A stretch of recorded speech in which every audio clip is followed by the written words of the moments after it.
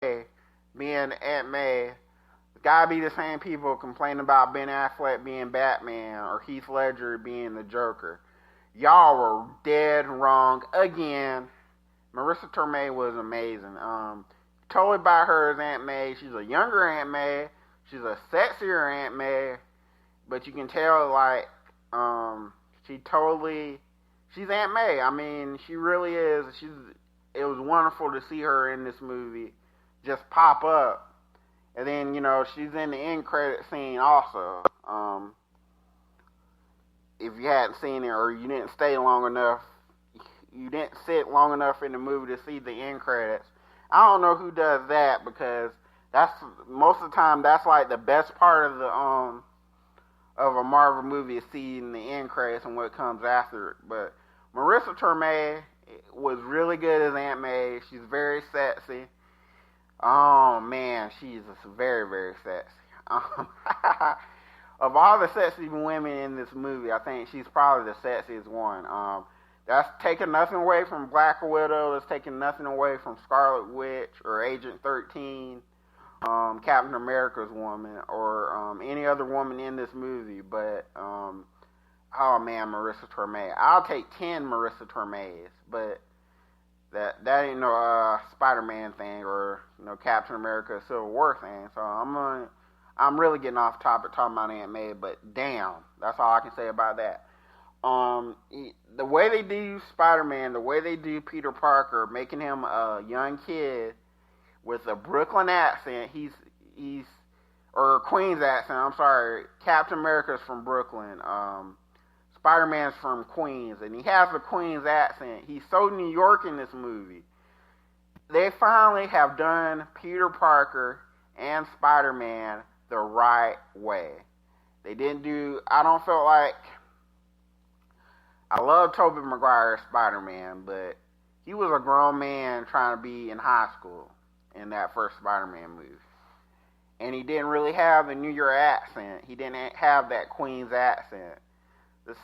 As good as Andrew Garfield was in 2012, he had the sarcasm and the quips and stuff, but he still didn't really seem like a New Yorker either. But this kid, Tom Holland, is Tom Holland even American? I don't even think he's American. I think is he? I don't know. Maybe he is. I don't know. I don't know that much about Tom Holland. I haven't seen any of the other movies that Tom Holland was in. But this kid is definitely Peter Parker. He's so Peter Parker, and he has the Queen's accent, and the way the way they played him, or the way Tom Holland plays him, as someone that's so concerned about other people that he just wants to do something amazing with his powers.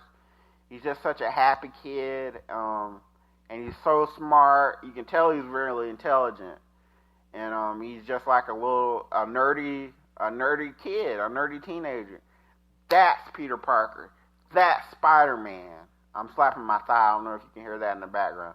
But they got it right.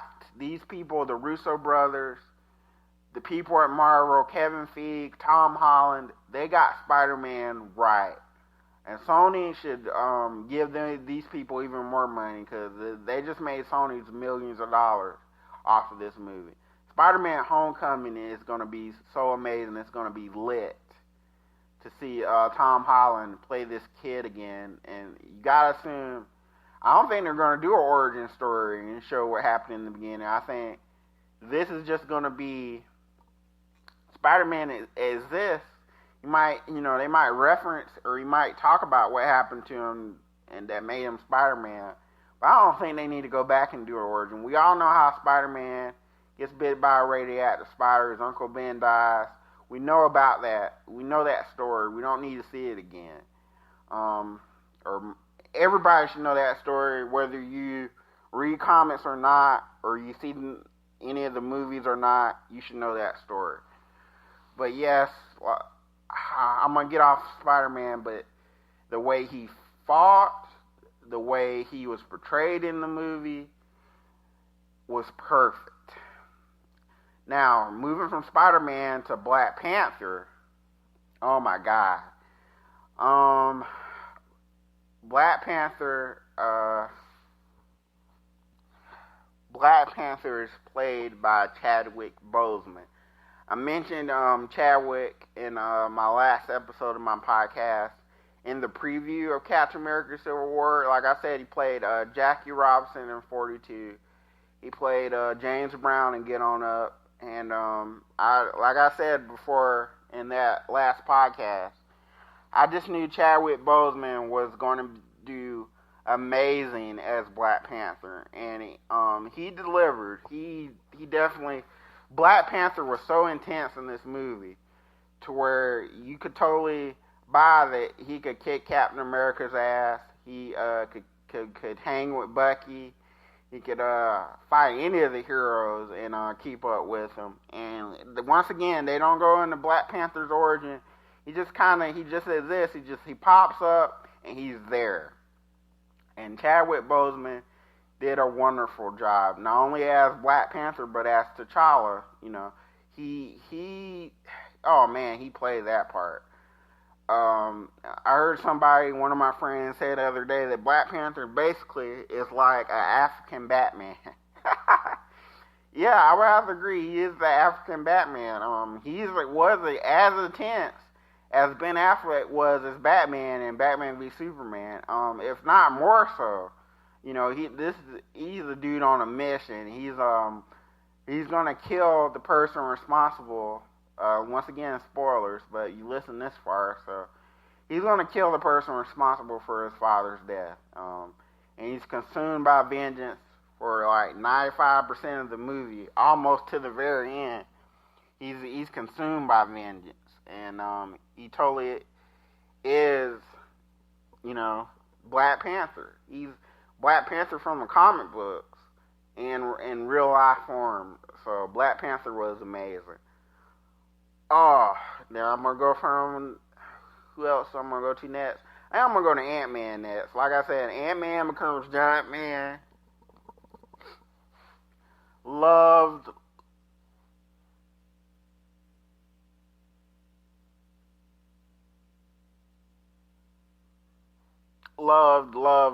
Paul Rudd in this movie. Paul Rudd was amazing.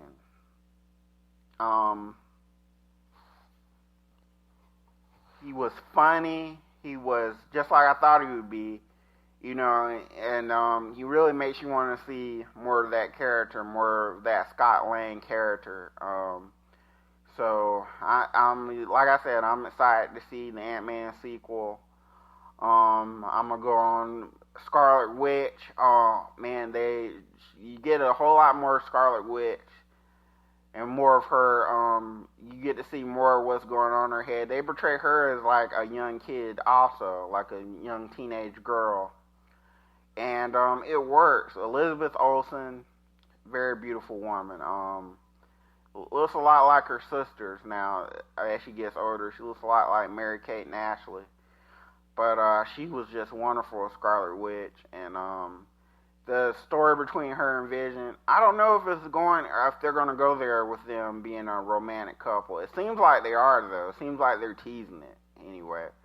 I could definitely see them, like, maybe even kissing or being, you know, I don't think they're going to, like, get their groove on or anything, but I don't know, maybe, like in a future movie, a future Avengers movie, I can see the two of them hooking up. They have a very interesting dynamic in this movie.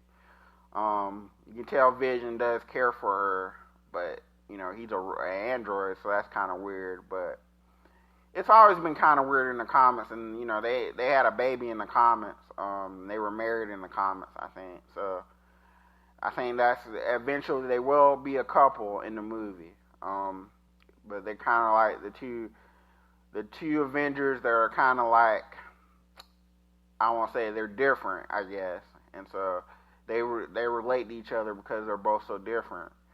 Vision was the shit. Vision is always the shit in any movie. He's always amazing how they portray him.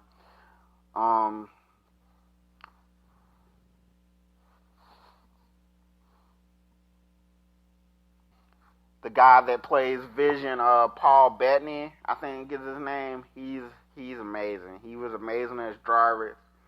through those 3 Iron Man movies, and now he's Vision. He's amazing seeing him as a living live action person, seeing that voice. I really like Vision. Who else? Hawkeye. Hawkeye is in this movie because they're just determined to shove. Hawkeye to me is the Roman Reigns of the Avengers. And if you're a wrestling fan, or if you're one of my wrestling friends, you understand that because they are determined to get Hawkeye over, whether you're a Hawkeye fan or not. They're going to get Hawkeye over. You know, they really focused on him in the last Avengers movie. You know, went so far as to introduce his wife and his family. And now, in this movie, you know, they give him a couple one-liners, and, you know, he shows up, and he's very much, you know, he's in the movie too. I wouldn't say he's in it as much as Spider-Man or Black Panther, but he's in the movie for at least 15 to 20 minutes. He plays an important role in busting Rhonda, or getting Wanda away from Vision, or rescuing her or whatever. So Hawkeye's a thing. Captain America and Iron Man. Let me talk about these two. First, I'm going to go talk about Tony Stark, Iron Man first. Iron Man was amazing in this movie. This movie, I know Robert Downey Jr. wants to do an Iron Man 4, but to me, this kind of what was like Iron Man 4 in a way. I mean, you get to see a lot of Iron Man in this movie, and more importantly, you get to see what drives Tony Stark. What, you know, they show his mother and his father. I think this is the first appearance of his mother ever in a Marvel movie. I don't think they ever shown his mother in any of the Iron Man movies or the Avengers movies. I could be wrong. You know, you've seen a lot of his father portrayed. You know, you've seen his father portrayed as a younger man, as an older man, you know, in a lot of different movies. But they actually showed his mother too in this one, and you get to see what makes.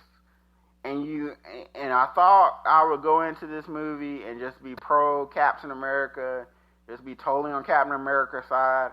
And for the most part, I still was. But you can totally, even though it didn't just, you can totally see where Tony Stark, where Iron Man is coming from. And I'm kind of on his side too. I can see why he would want to go through with this Accords thing and go through this registration act of registering all the superheroes. You can see why he's driven to do that. There's a scene early in the movie with him and Alfred Woodard. I don't know if she had a name in the movie, but it's Alfred Woodard. She plays this mother of this guy that gets killed in Sokovia. And she blames Tony Stark for her son's death. And you can totally see on Robert Downey Jr.'s face, on Tony Stark's face, how that affects him and how that drives him to want to register the heroes with the government. They don't call it the Superhero Registration Act. They call it the Accords. That's just another name for the same thing. And you can totally see why Iron Man is so for it. But then on the flip side of that, you can also see why Captain America, he says the safest hands are still our own. And you can see why he's against it and why he doesn't want to sign it, because he believes that the heroes, for them to be the best heroes that they can be, they shouldn't have to answer to anybody. And if they answer to the government, and Captain America makes a great point. What if, you know, they have to go somewhere and the government or the different governments or their court or the committee or whatever, what if the committee is against something that they have to do and tells them they can't do it? Or what if the committee tells them to do something they shouldn't do? So that's why Captain America is against it. And just like in the comic book, some people agree with Iron Man, some people agree with Captain America, and that's kind of